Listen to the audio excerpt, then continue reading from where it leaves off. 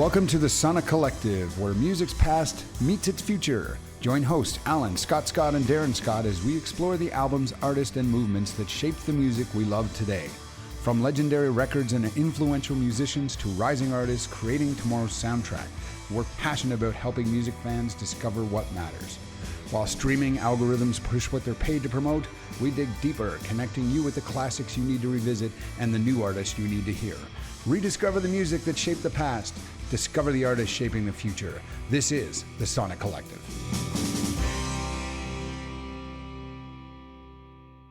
If you've ever been to a music festival, you know that the people you experience it with can be almost as important as the music itself. This year, I was lucky enough to have my good friend Kelly Shaw along for the Sled Island adventure. Kelly wasn't simply tagging along with me. He helped me gather some audio, photographs, video for the podcast, and more importantly, he was willing to spend 4 days touring around Calgary with me, checking out the artists neither of us had necessarily heard of before, and discovering what Sled Island had to offer. And that's one of the things I really wanted to capture in this interview. What does Sled Island actually feel like when you're there? What surprised us? What worked? What didn't? What artists stood out? And what happens when two longtime music fans decide to throw the schedule out the window and just follow the music? We saw a lot of shows. Some were familiar, some were completely new to us. Some pushed us well outside our comfort zones. I'm looking at you, Lana Del Reyes. And one performance in particular affected Kelly in a way neither of us expected. So rather than me telling you about our experience, I thought I'd let you hear it from the guy who was there with me. Here's my conversation with my great friend and fellow music adventurer, Kelly Shaw. I am sitting here with my friend Kelly Shaw today. So Kelly and I attended Sled together. We have many years. Kelly Shaw and I met through our working lives many years ago and then got connected through a mutual friend and started doing vinyl nights. This is probably 10 years ago we've been doing that.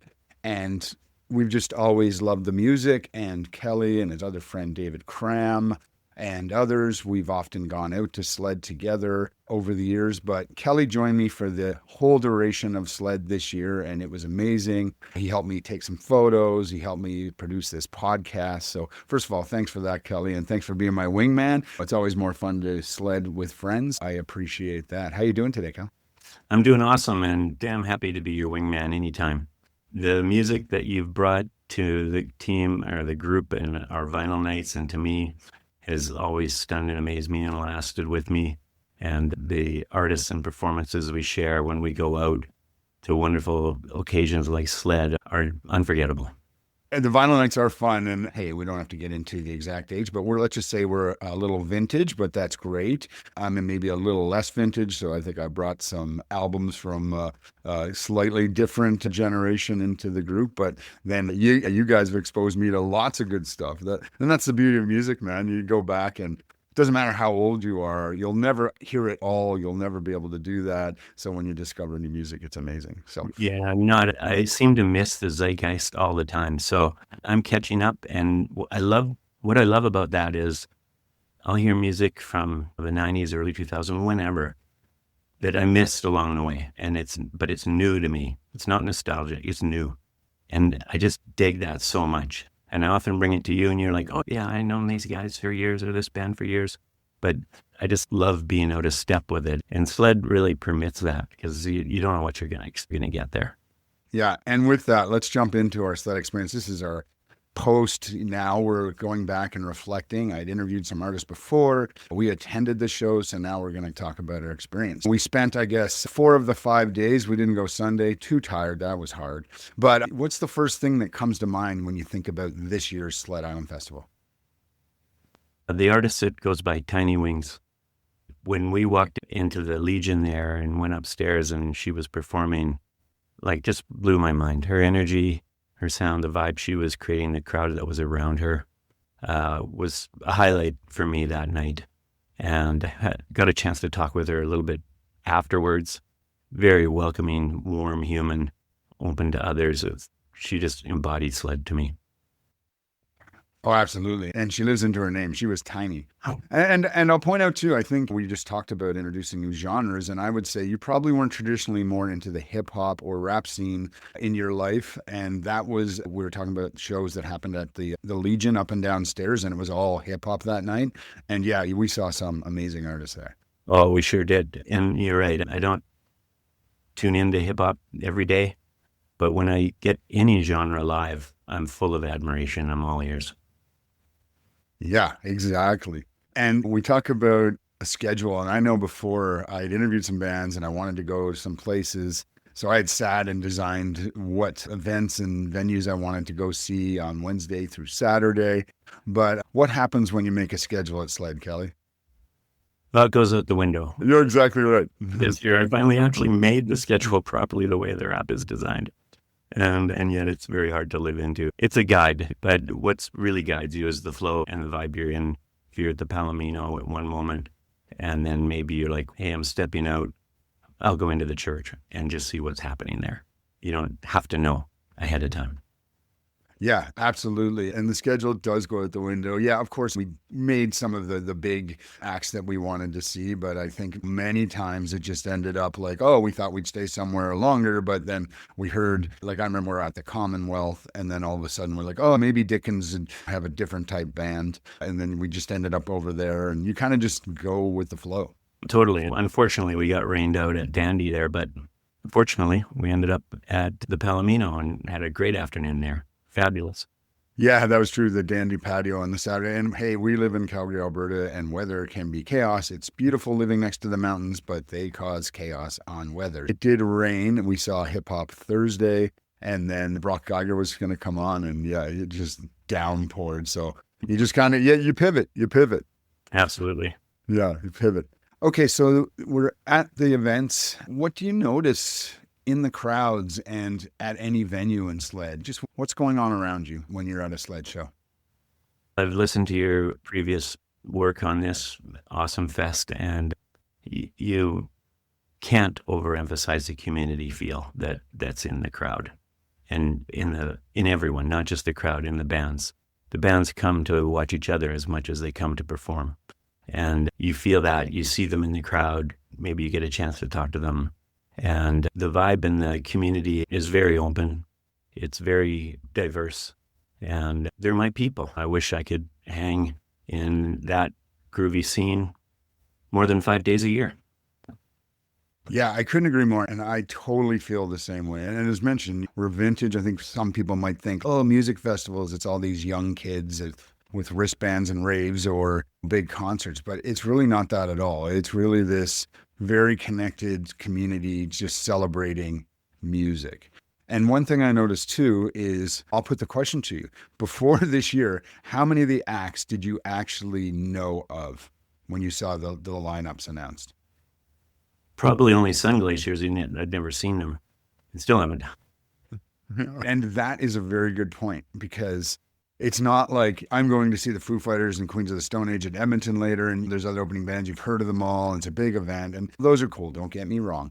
And I mentioned that in my last episode. But this one, you don't, like, almost right away, you see who's the headliner. And then you start Googling and going to Spotify and listening to all the tunes. They release a Spotify playlist, which preps you so you can kind of start to learn the bands. But that's the one thing. And the word we keep using is discovery. So on that note, you mentioned Tiny Wings, but what were some of your key discoveries this year at Sled?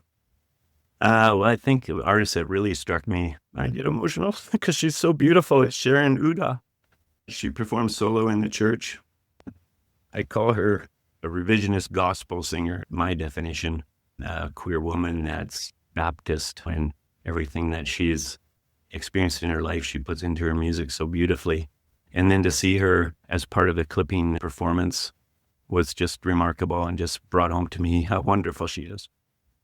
Yeah, I didn't see her specific show, but you raise a good point, and it really immerses you in music that you probably wouldn't necessarily see otherwise. That was at Central United Church, I believe, right? That show? Yeah, and I think we had a few different shows. I had seen JJL, a local flutist before, but she was kind of ambient and very cool, atmospheric. And it was just like, and that was my very first show.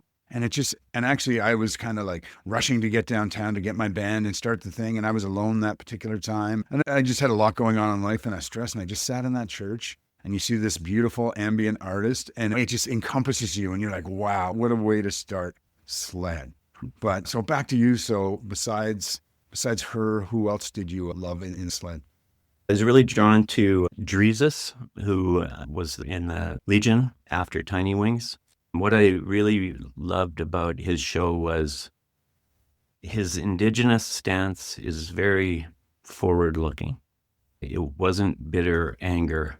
It was community building and had a lot of hope in it. And he had a wonderful, powerful energy that really struck me.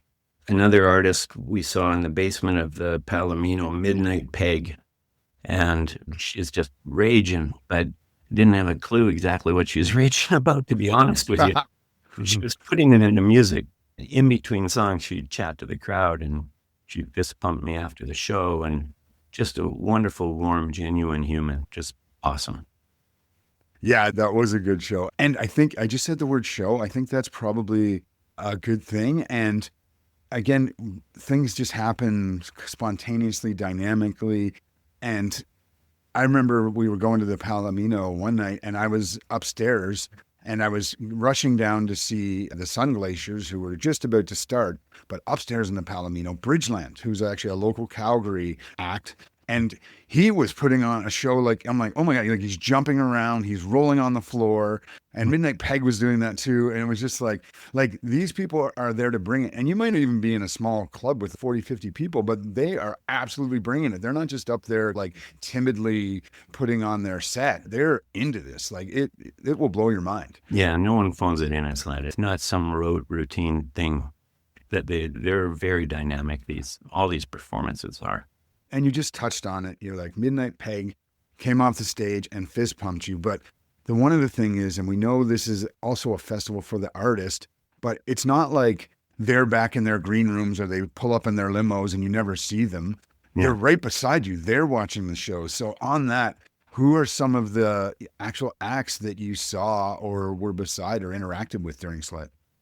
I didn't get a chance to interact, but I don't know her name, but she's one of the Cartel Madras and just striking looking person. And I saw her in numerous shows. And at one point you're like, oh, that's Contra, yeah. And that you got the chance to interview them. And then of course we saw their amazing show and I just loved how she was very present and very, very connected into the community of the artists there and the guests. Yeah, and that's the amazing thing. And I mentioned that, and if you haven't listened, go back and listen to the whole show about the Sled Island Festival. But you're literally rubbing elbows with these people. But you're right, I saw Contra. And yes, I had interviewed people and I wanted to see them, but it wasn't like I had to request special access. When I went to the ship to see K-Riz and Arlo Maverick was performing, which actually was one of the acts that blew my mind. Great hip-hop artist out of Edmonton. But Arlo finishes and then K-Riz there. And I just walk up and I'm like, K-Riz, hey, it was good to talk to you. Yeah. And then he introduced me to Arlo. And then you're right, we ran into Contra. I saw her a couple times. Or Brock Geiger at the next show, or I saw the drummer from Brock Geiger.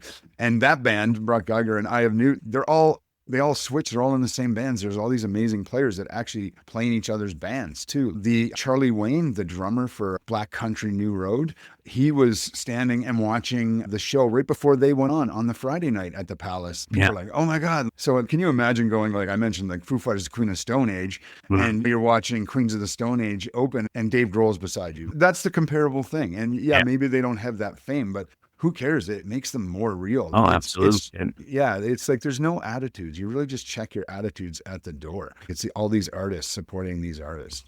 Yeah, the year that Japanese was played, unfortunately, I didn't see her show, but she was standing right beside me in the basement of the Palomino while we watched Chef Chura, and which was a great show.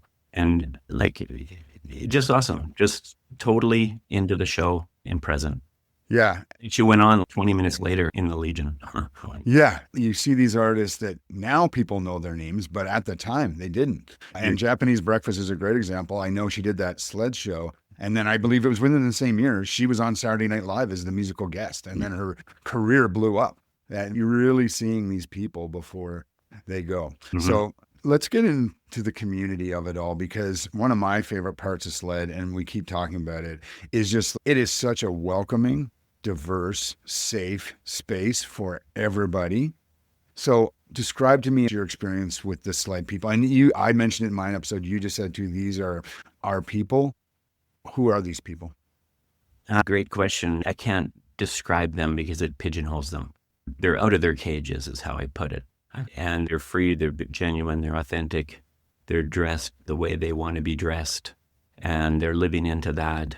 And this isn't a rave or a club where everyone's dressed for certain purposes. This is people out being themselves, being very genuine. Had a funny moment in the lineup for the Palace where the gentleman in front of me told the bouncer, as the bouncer asked him for ID, the gentleman told the bouncer to chill out.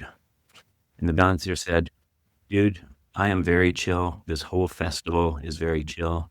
I get a sense that you're the one that's not chill. Turned out, dude's driver's license was 3 years expired. And he was not chill. You wanted to slip on by, but he got bounced. I mentioned in my other episode, but I don't think I've ever really seen a fight or disagreements like that happening. Like any animosity towards anything is very rare. I think you just see a lot of beautiful people. And again, you're welcome, all genders, all orientations, all ages. And it's actually good to point out that there are all age shows. So if you're under 18, there is still so much out there that you can see.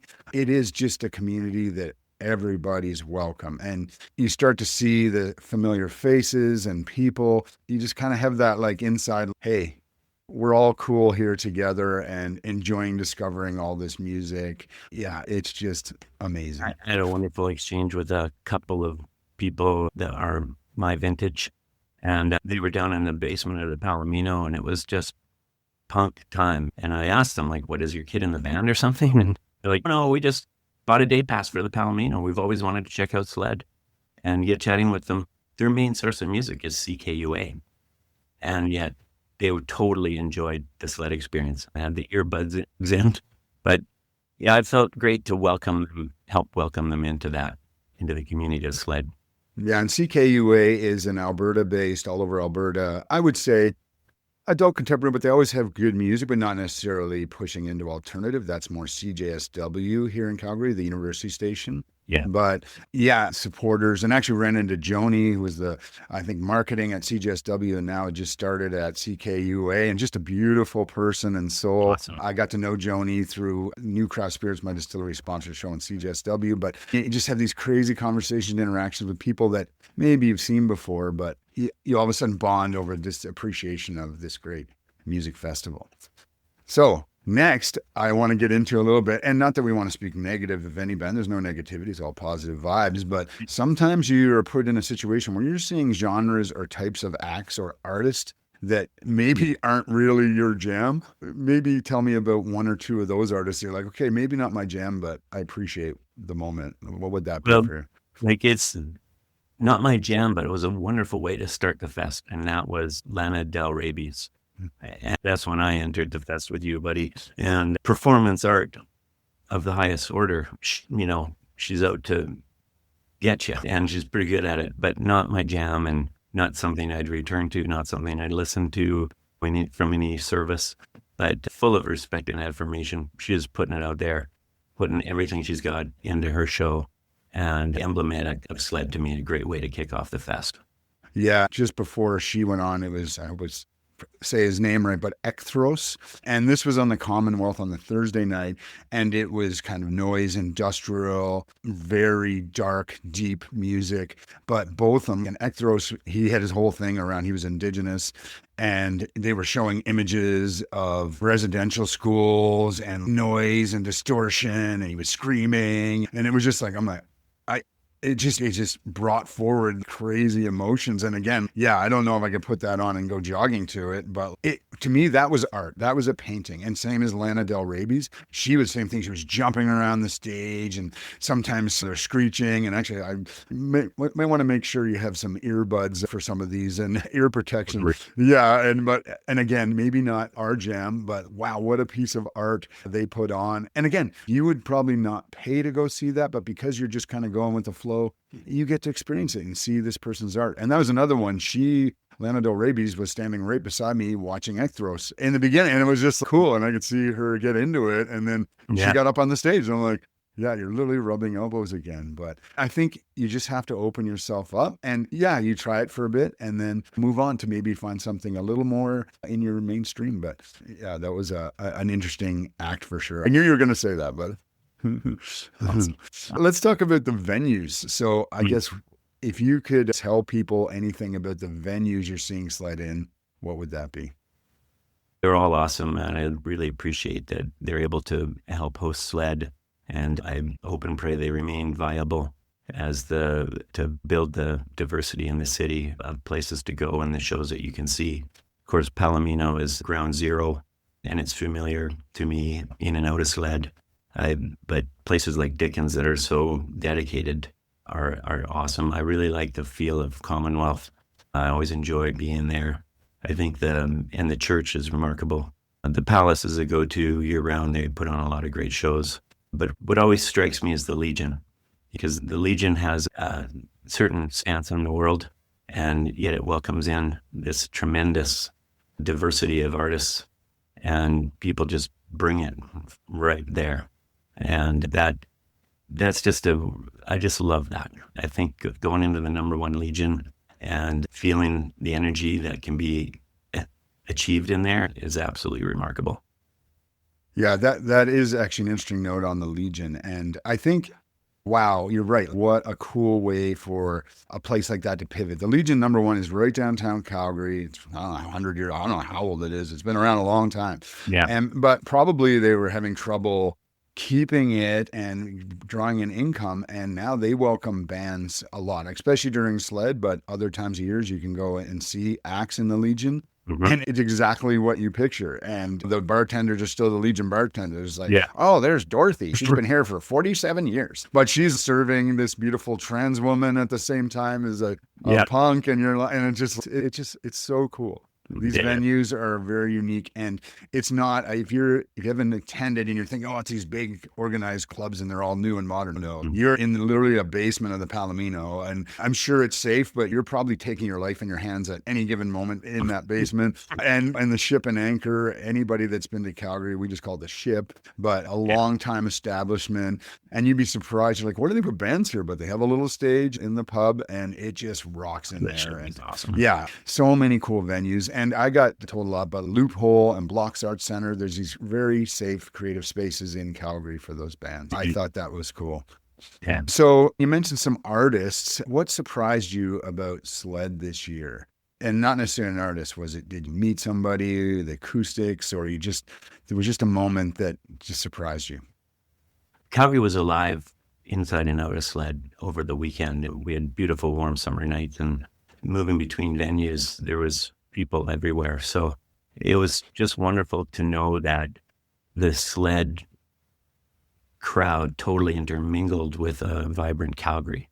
And just love to see Calgary alive and people out at midnight and still enjoying themselves and sharing times. And not so much a surprise, but just a great energy, a great vibe. I think for the general sort of takeaway for me from this year's Sled was, when you're doing this work and feeling connected into helping tell the bigger story of Sled and just being psyched for that. I really enjoy being part of that. Yeah, it was cool. We've done this podcast for 12 years, but we've done some interviews, mostly Canadian artists, a little bigger and I guess known, but as mentioned, I've always been such a music fan. So I'm like, screw it. I do it. Same as the artists who aren't making a lot of money. There's no money in this podcast, but it's just, you do it for the love of the music. And so I wanted to use my platform that's somewhat established, been around 12 years, to start promoting that, and I'm going to continue. But thanks for that. And yeah, it was good. I've only got a few things left, but Yeah. so if you could use one word or maybe a couple, finish this sentence. Sled Island is. Well, I have to say discovery. I know you've used this word before. This fest uses it, but it's just so accurate because an open mind and go into the venue, see the shows, whether you put them in your schedule or not, and you're going to discover magic. Yeah, absolutely. I think if you just go in with that, and that's why I was taking notes, and I was thinking that, hey, when you see these artists, you don't sense ego or attitude, but I think you also have to embrace that. You have to go in and realize there's no attitudes or beliefs. And again, maybe we weren't into Lana Del Rey's personally as vintage gentlemen, but you just appreciated the moment, absorbed it, and moved on. And just that openness, and you just feel it around you. It feels like a hug to me. Sled Island is a giant hug. Yeah. Loved Moon being down in Dickens. Not a type of show I get to see very often. I'm not a raver. I don't go to clubs. But their energy and their performance, and I've been listening to them on a streaming service, and they have very few followers, which is, they're just starting out and they're awesome. Yeah, and they were an EDM band and a ton of energy and just had a cool look and had the place dancing. That was at Dickens. It was so good. It was. So good. What were your thoughts of the final show at the Palace? That was Cartel Madras, Clipping, obviously, and Sharif. What were your thoughts on that show? Oh, that was like that. It just stunning shows. And you told me maybe the Cartel Madras weren't my jam, but again, when I'm standing, listening to live, I'm totally in. And I love their energy. I love how they interact with the crowd. I love their music and their message. And Clipping was just I don't want to say polished, but man, very well put together act. Oh, yeah. Yeah, that whole lineup was amazing. And Cartel Madras, they brought it. They are performers. They put it, and they got up with Clipping too, because they had collaborated on a song. And it was, that whole night was great. I heard several people, and I can only speak for what I heard, but I heard several people say this year was the best Sled they've ever been to. I think It was a very successful, cool festival. Right on. So speaking of that, and Kelly, you are an artist in your own right. You've always been very tuned in to vibes and life, but you write some poetry and poems and prose. You sent me a very cool poem about Sled. Would you like to read it? I'd love to. I wrote it the Friday morning and tweaked it a little bit throughout the fest. And I like to call my work like their word works. I kind of use the word poetry cautiously, but let's give it a go here. Sled Island Fest. It's Calgary's best. Lifts your awe to the crest. Fest director and guest curator, down to be your joy cultivator. Every year assures a new pulsator. Comedy art and astounding tunes.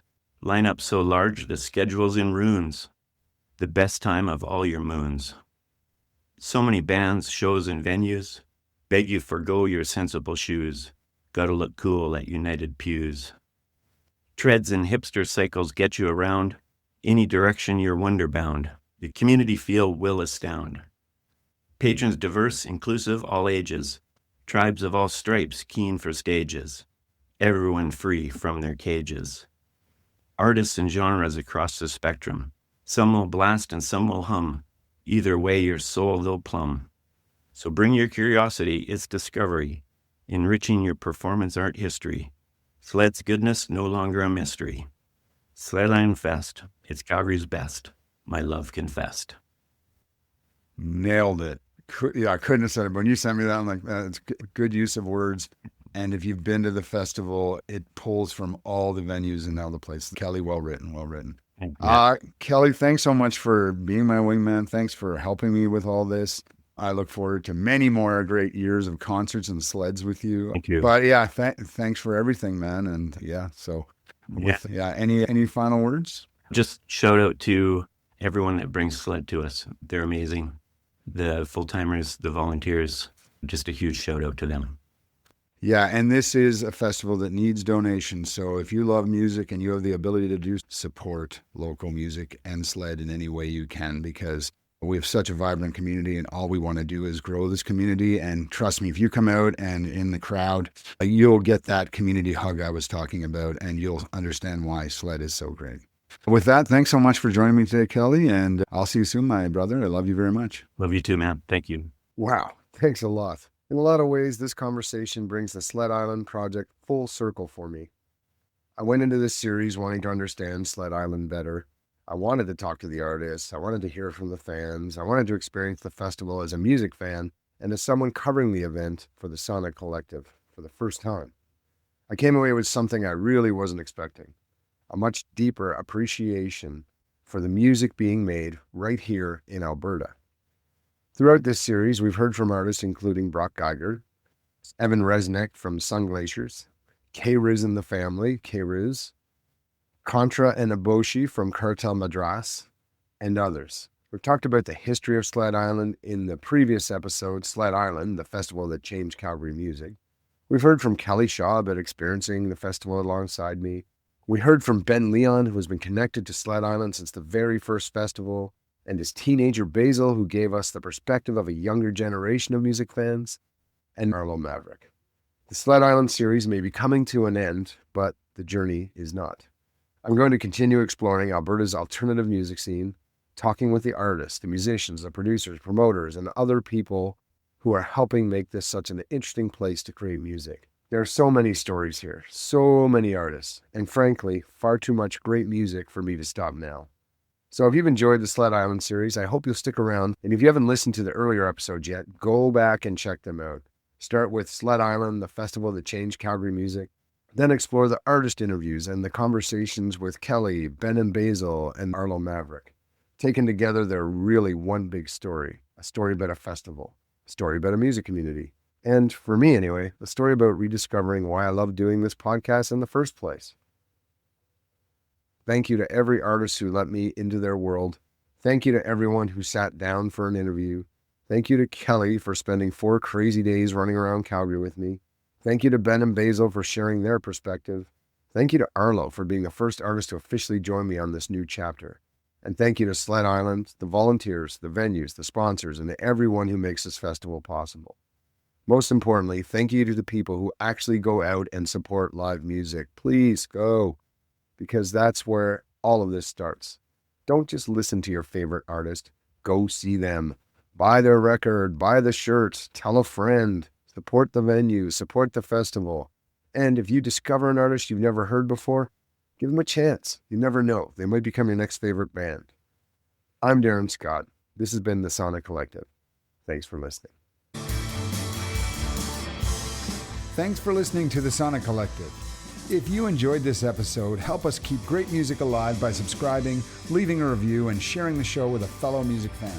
Be sure to explore a growing catalog of album reviews, artist interviews, festival coverage, and music discoveries from across Canada and beyond.